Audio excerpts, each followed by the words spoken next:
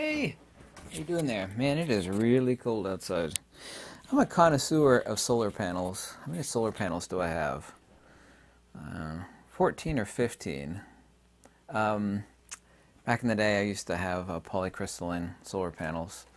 And I was always interested in solar panel efficiency and what to avoid, like the flexible solar panels, which are seemingly so cool. You could kind of bend them almost like a taco and shape them around stuff, except they go bad after about less than a year, depending on how they're handled. One of those little secrets of solar panels. I did pay for this. I have a couple of them, by the way. A few people actually took my recommendations on that Okmo power pack. It's a lithium power pack with a lot of different ports and has different charging options, including an Anderson power port, which I actually have on this ultra lightweight solar panel over here. Way better than the Jackery. Some of these companies actually spend a lot of money on advertising. They have inferior products, but since they get the word of mouth out there, and they're all made in China, of course, 99% of them are anyway, but it's an inferior product. The Okmo power station is more power, more amp hours. Anyway, I made that video about a week and a half ago. And I asked about ultra lightweight solar panels. Some of my big 320 watt solar panels are absolutely enormous, and they're not really meant for transporting around. However, I made a nice portable stand for one. I have one up at my cabin, and I have one here for emergencies. And obviously with 320 watt panel, and I have a bunch of 150 amp hour car batteries, lead acid, deep cycle batteries. I have a few of them right over there in some of my cabin.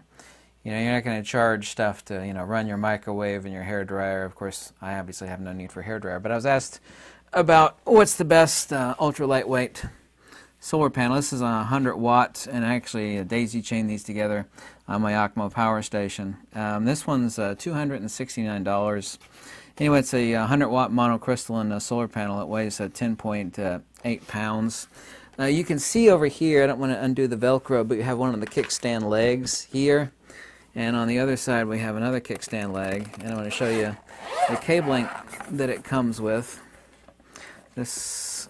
We have Anderson power port, also two regular jacks if you had wanted to hook this up to a Jackery or some of the other portable lithium ion packs which don't have Anderson power pole connectors.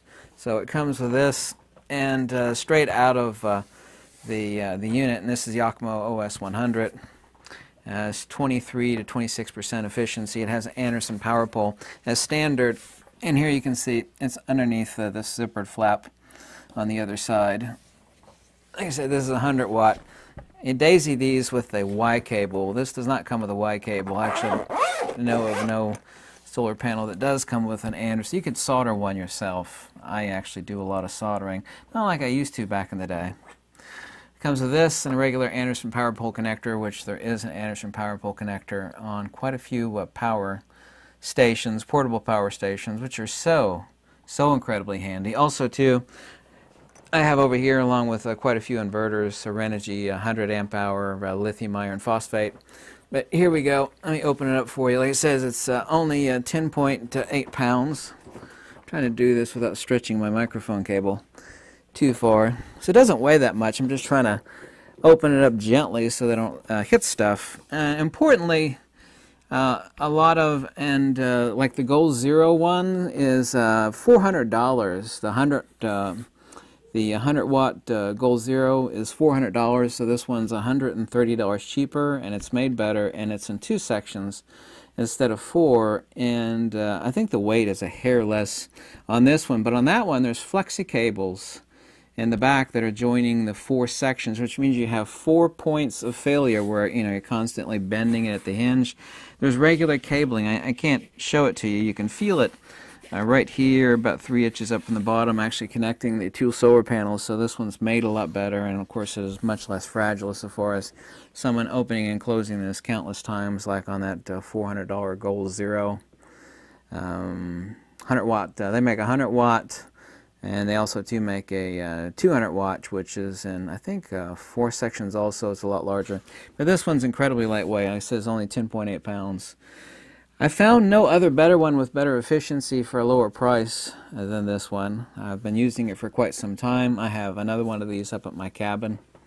I keep one here, but this to me is a definition of cool. Ultra lightweight, 100 watt, and 10.8 pounds for 100 watt is, I don't know if you have, and I have two 100 watt briefcases.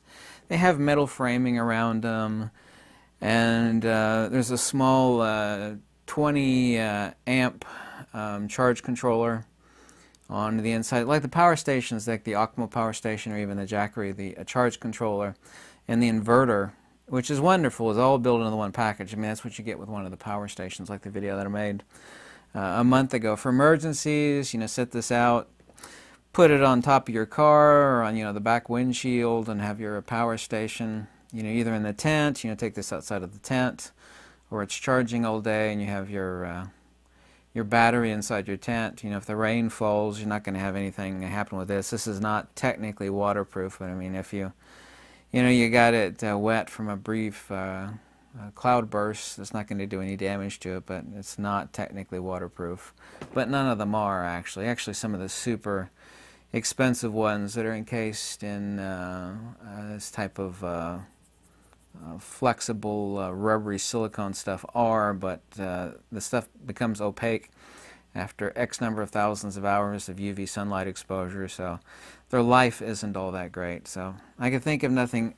Some people don't find that cool. I actually find solar power incredibly cool, especially when we're talking about decent wattage, and decent wattage is 100 and above. Technically, to me, when you want to have halfway decent recharge times, it's 200 watts and above, and that's why I have two of these. Like I said, it's $270, $130 cheaper than the Goal Zero. It's made better. It's more durable than the Goal Zero, $130 cheaper, and it comes with all the cabling you'd ever need.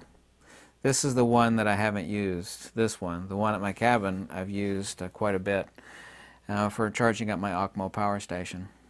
I also too have a really large power inverter that I'm going to review next, that I'm going to haul back down there. I need to screw it together on a board with wheels. It's a huge 3,057 pound power inverter for powering everything at the cabin that I would ever think.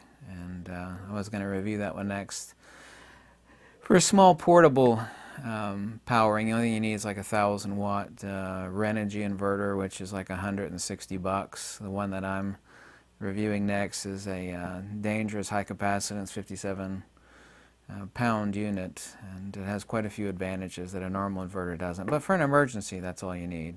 And they're about yay big, and they're $127. You need not only your solar panel. If you're just going to do lead acids, for example, instead of a power station, you'd need your charge controller, which, like a cheap one, $54 for a 20 amp, or get one of the 30 amp Renogy charge controllers. They're like $70. And a cheap power inverter, which is $124. But anyway, that's it. I'll actually put the link below if you want. This is the Ocmo 100 watt monocrystalline solar panel with 23-26% efficiency. So, there you go. That was a question more than a few people had asked. Also, too, there's actually, I forgot to mention, there's grommets on these. So you can actually hang it off the side of something. You could take cordage or rope and take it through these grommets, and have hooks, and you could hang it different places. I'm not a huge fan of the kickstands.